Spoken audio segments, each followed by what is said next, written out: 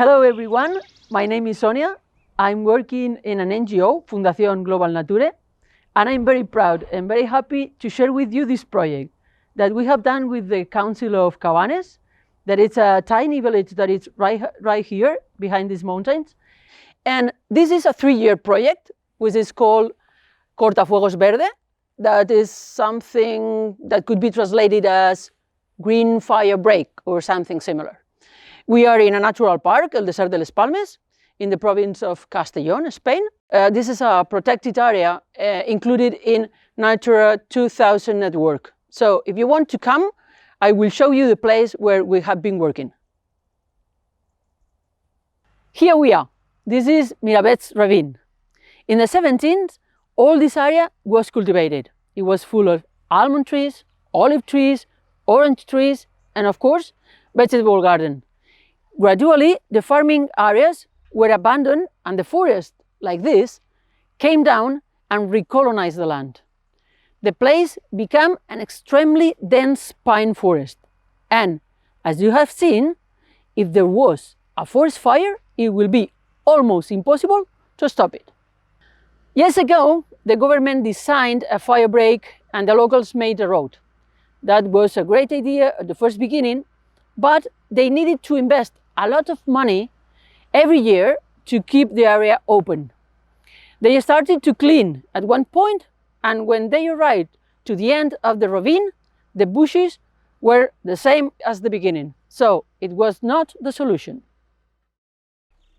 3 years ago, in 2018, the Council of Cabanes and Natural Parks Director thought about the idea of supporting the owners to create farming areas in their plots and keep them clean to break the continuity of vegetation. Something similar has been done with grazing in other projects, but in this case, it was going to be done with trees. And in that point was when Fundación Global Nature had the fortune to be called to write the project and implement the actions. And the goals were: give support to the farmers, recover sustainable and organic crops, create a strategic line to prevent the forest fires, recover traditional varieties of olive trees, and create a land of custody. So let's move and let's see step by step the points of the project.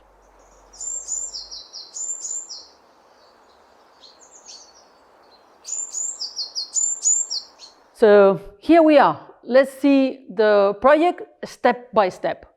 The first point, the funding. We present the project to request funding. This money comes from European Agriculture Fund for Rural Development, or as we say in Spain, Fondos FEADER, Fondo Europeo Agrícola de Desarrollo Rural. The investment comes 53% from European Union, almost 9% from the Department of Agriculture of the country of Spain, and a little bit more than 38% from Valencian community.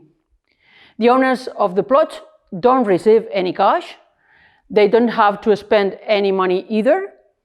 And all the funds are invested in the plots because we need a huge amount of agriculture machinery. Second step, find the owners. It was very difficult to find the owners of the plots. It seemed something obvious, but it took us ages to find them. We spent at least 3 months writing letters, sending emails, and making phone calls in order to find them. After that, we had a meeting with them, and over 100 farmers came to listen, and we explained the project. 27 owners signed the document of compromise, allowing us to work in their lands, and we started with the land of custody. 51 plots were in the project, which makes a total of 14 hectares of land. The third step, cartographic study. The aim was locate all registered plots of land and decide which ones to work on. Priority was given to those areas which are less than 100 meters from the fire break. In other words, those that are close to the axis of the road. Okay, fourth step, technical stuff of the plots. Many of these plots had been abandoned for so many years that the land were not agricultural anymore and had been registered as forest lands. Therefore, our first task was to review the cartography of PATFOR, Forest Technical Action Plan, and try to recover the plots as agricultural areas. According to the law, you can ask for reclassification in two cases. The first one, when the forest cover occupies less than 30% of the surface, or prove the existence of agricultural tree species that occupy more than 50% of the land. So, we went to each plot, measured the area, counted the number of the trees, and made the reports that we needed. The fifth step, paperwork. The cadastral changes were made, and finally, these were the results.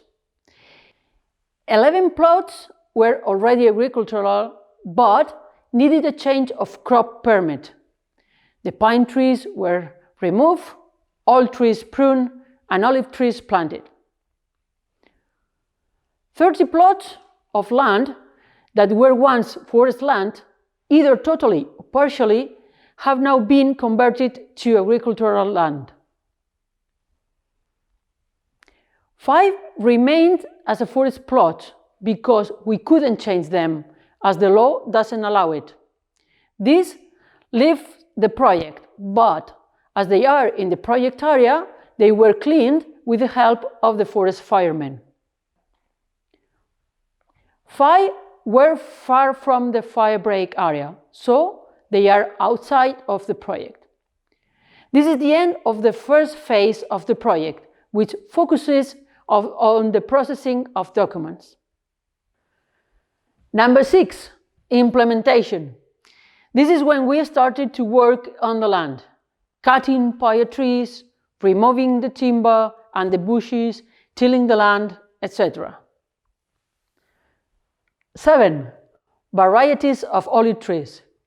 2 local ancient varieties of olive trees were chosen, and we planted 222 of them.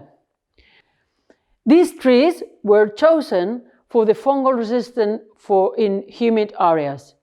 These olive trees had been specially produced for this project. Number 8, training. Training was provided for farmers, and a manual on the management of the olive trees was written, for planting to harvesting, including pruning and prevention of pests and diseases. Let's talk about the future. The implementation of this project has been difficult because we couldn't find the owners and it was hard for them to trust us. Our idea is to ask for financing and repeat the experience. Nowadays, the owners know us. We have access to them as a simple way. And after seeing the results of this first project, they trust us. So it will be much easier to repeat. Finally, we propose the additional action of helping them to set up an association. In this way, once the project are finished, the owners can contact with the administration without us, and they can ask for subsidies together. Thank you very much for listening, and if you need something, here you have the information and our contact. Thank you very much.